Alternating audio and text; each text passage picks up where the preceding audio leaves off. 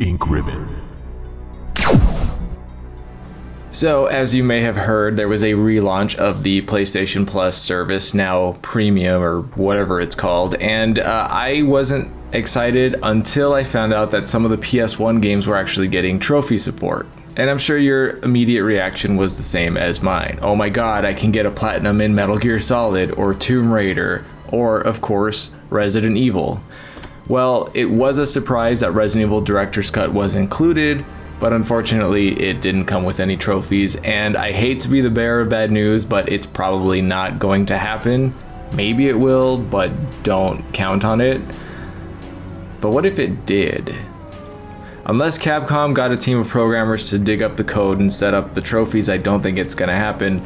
But now I can't stop thinking about what those trophies would be, because it's weird going back and getting trophies for classic Resident Evil games or just classic games in general is a really cool idea, and I support that. But if the classic Resident Evil games had trophies, what would they be? Looking at later Resident Evil games, you'd probably get a good sense of what the trophies would be. You'd of course have the obvious trophies like beat the game without saving, beat the game in under 3 hours, blah blah blah, you know, the staples of Resident Evil trophies, nothing new for us. But I thought it would be easy to come up with something, and I was really racking my brain just trying to think, because it's like there's so much to remember. So I reached out to some of my supporters to see if they had any input, and I'm glad I did because their ideas were much better than mine. So let's look at some trophy ideas, starting of course with Resident Evil 1. As far as this one is concerned, with just like the bread and butter baseline trophies, I think the Resident Evil 1 remake kind of sets us up for, you know, expectations like beat the game in under 3 hours, beat the game while saving Chris and Barry, or beat the game saving Jill and Rebecca, you know. This one was kind of hard to think of as far as like unique trophies that would be like a real challenge for Resident Evil fans. The only one I was honestly able to come up with was to beat the game without firing a single weapon, which of course translates into a knife-only run, something I've never attempted in any Resident Evil game, but if I ever did, it would be Code Veronica, and the Resi nerds know why. But I think a knife-only run might be a little too much for the average Resident Evil player, or just maybe the average gamer instead. It's a bit hardcore, so maybe not the best trophy. A great one that was suggested was to get the shotgun as Jill without Barry's help, because that's something that most players tend to not do. I think most people just end up accidentally finding out that Barry helps you when you play as Jill, but it is an alternate route, so that's fun. I think unlocking the infinite Colt Python is a pretty proud one, since it requires you to not only beat the game, but you also have to save everybody in the process. And that's just like fun, although I should note that that's only in advanced mode. Another great suggestion that actually could apply to all three of the classic Resident Evil games is to beat the game and defeat every enemy, something that I'm not sure can be done. That's an experiment waiting to happen. Is there enough ammo to kill every enemy in a Resident Evil game? Like if you were like perfect, I'm gonna have to think about Dante ravioling that, because that could be literally a video on its own, and that would be kind of fun. My cat is playing with the blue screen. In case you guys haven't met Carl, he's assisting me with this video by messing with wires and cables and blue screens, you know, all that stuff. He's probably about to walk on my desk, but let's see if we can get through this. So yeah, I don't know if you could kill every enemy in a Resident Evil game, but I guess we could certainly try. Now, if any of you have any other ideas for Resident Evil 1, let me know in the comments, because I'm stumped. Aside from like, you know, the expected trophies, I don't know what we'd get. But please don't walk on my... Oh. You're gonna stop my recording. Do you want to tell them what the next one is? Now, Resident Evil 2 has so many variables for trophies, and it's kind of hard to pin them down from the obvious ones. It's definitely a potential for some cool trophies. Like maybe instead of a knife-only run, a handgun-only run.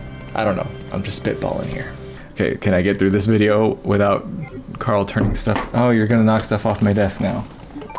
And of course, there would have to be a trophy for getting the special key from Brad. Not to mention another trophy for getting the film from Wesker's desk, because that was a big one back in the day. Like, I remember, like, I remember going to the store and reading a magazine and seeing like, oh my god, you have to search his desk 50 times. I would have never done that. And then I went home and I tried it and it actually worked. It wasn't like a magazine rumor of the 90s. It worked and it was like magical. Every 90s kid remembers when they did stuff like that. So that would be a really nice trophy to have because we've all done it already.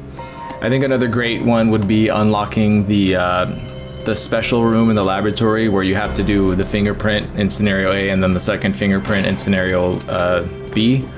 And a good bronze trophy, I think, just for fun, would be one for Leon shooting the screen, because that one, it seems simple enough, but if you're not at the perfect angle or you don't know where to do it, you know, it can be a challenge, but that's also kind of fun, especially if you're a new player. You can, you know, just try shooting the camera everywhere. And when I did my N64 video, that's the first and only time I've shot the screen with a handgun. I always thought you had to do it with a shotgun, but I don't know, because I don't think Claire can shoot the screen, but maybe it's just me. Some rage-inducing trophies for Resident Evil 2 would be beating Hunk or Tofu's mode, respectively, and oh dear god, I hope they wouldn't include those. I know that there's some hardcore people out there that like the challenge, but let's be real, most of us would just look up a guide and follow it because those modes are really hard. I don't think I've legitimately ever passed either of them. I mean, Tofu just has a knife. That's it. And lastly, I think there could be one for upgrading all of Leon's weapons, or maybe just picking up all weapons as Claire, or all weapons across both scenarios. I don't know, there could be one for like leaving the submachine gun for your partner. That's what I'm telling you, there's so many things that Resident Evil 2 could do that that's all I was able to think of. So again, if you have any ideas for trophies for Resident Evil 2 that I will probably regret not having thought of to put into this video, let me know in the comments. But right now, we got to get through this video so you can get to those cat videos or whatever you're supposed to be working on right now instead of being on YouTube. I see you. And that brings us to Resident Evil 3. We know it, we love it. 3 has major potential for all sorts of trophies, but I feel like they might be difficult, especially for casual players. I mean, like, imagine something crazy like fighting Nemesis with only a knife. I think I've seen someone do that online once in a video, but that's too much.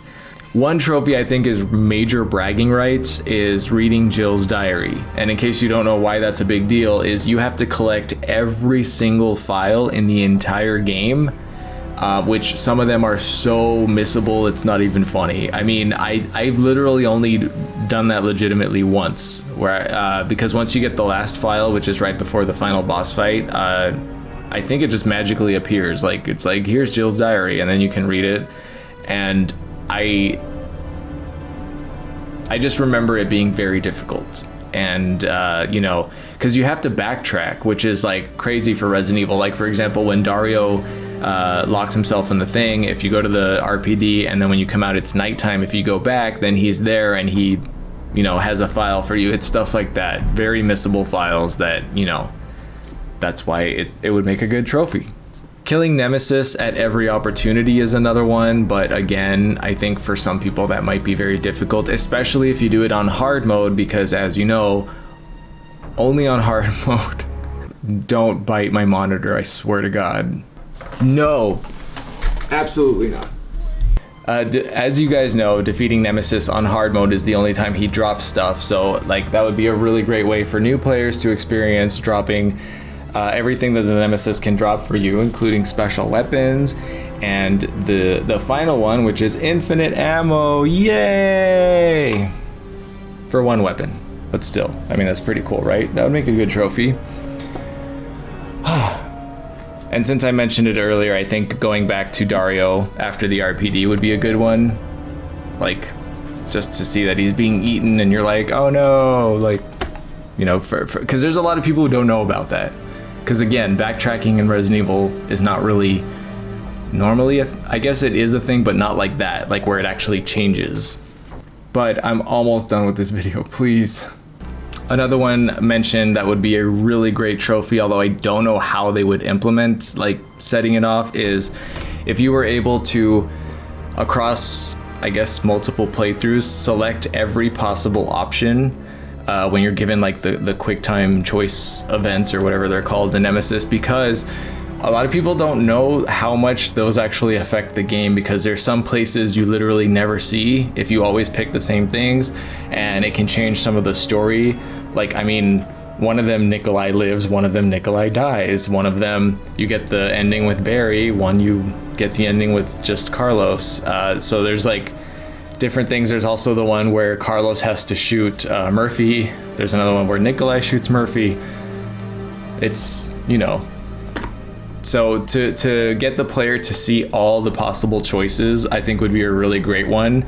So that way you get to just like fully experience the game and everything it has to offer. Oh, I guess also one for unlocking all the outfits, which would just happen if you beat the game on whatever you have to do to unlock all the outfits. I don't even remember.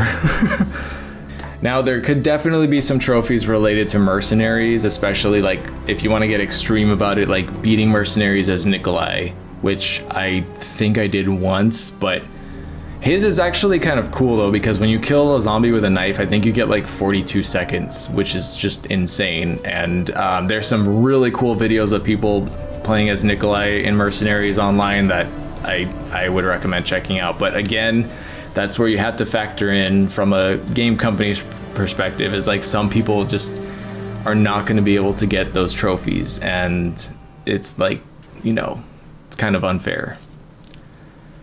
So in conclusion, we probably won't be getting classic trophies anytime soon for several games, not just Resident Evil, Metal Gear Solid because Konami, Tomb Raider because Tomb Raider is in corporate limbo right now. Who knows what's going to happen?